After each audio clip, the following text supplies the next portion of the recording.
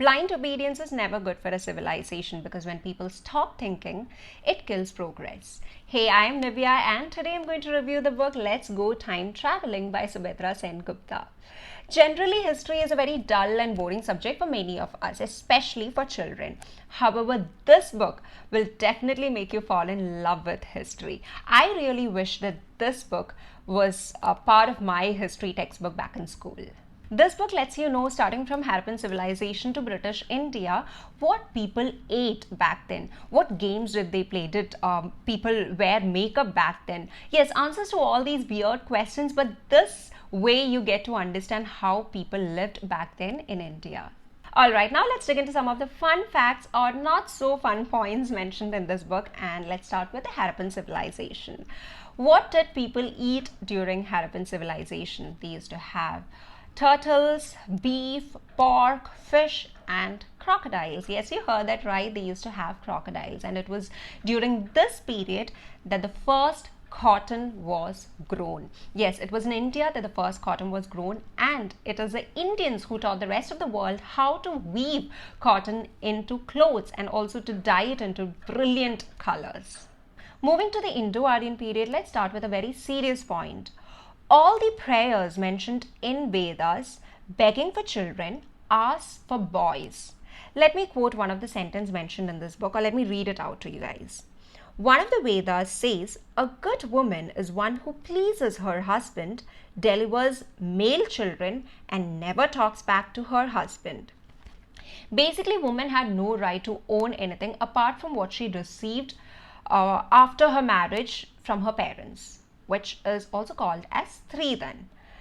In spite of all this, women in this era were considered to have a lot more freedom than the later periods because they had the right to move freely. They could go out to market. They had the right to celebrate festivals and also to dress up. They didn't have to cover themselves inside a veil. Now, speaking about the food that the people during Indo-Aryan period had, they discovered a lot of vegetables and fruits and had apupas, which is otherwise now known as the Bengali Malpua. Also, it is during this period that Hindus started offering their best food to God, asking in return to just answer their prayers. Mainly, they offered their gods payasam with raisins, otherwise known as kheer, basically with raisins. Another interesting fact is that the people during that period were good at brewing wine called sura, which was made from grapes, sugarcane, or rice, flavored with flowers, spices, and fruits. Stepping into the ancient India, that is during the time period of Mauryas and Guptas, the old deities like Varuna and Indra were forgotten, and Vishnu, Shiva, and Devi were worshipped. Apart from King Ashoka, no one basically thought of women during that period. The minister of King Ashoka helped poor women get job, helped widows, and also old women. But still, the status of women was getting worse. Girls were getting married at a very young age. Widows were not supposed to remarry, but that was not the case with men. They could marry n number of women. Moving to medieval India, the Delhi Sultanates, a lot of new professions came into picture. For example, there were Brishtis who brought drinking water from rivers in their leather bag, and also lamp lighters who came out at dusk to light the torches at the corner of the streets. Also during this period, everyone chewed pan, and there were a lot of shops across the streets selling pans. But at the same time, not many consumed tea or coffee because they were considered as intoxicants and also as a fashionable drink of the rich people.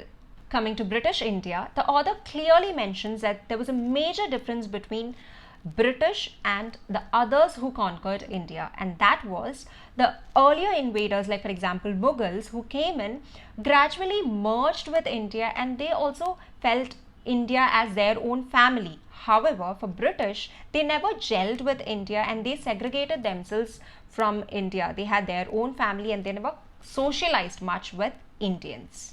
And as we all know, a lot of English words came from Indian languages, like for example, bazaar, shawl, and from Hindi, bengan, brinjal, from Sanskrit, sarkara, sugar, from Tamil, kaira, koir, and from Malayalam, inchivar, ginger.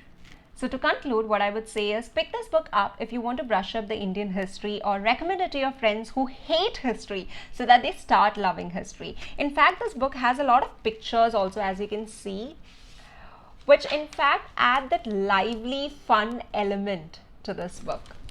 Alright, with that, this is me, Nivya, signing off. Until we meet next time, keep reading a lot of books and also subscribe to my channel if you've not already. Bye, take care.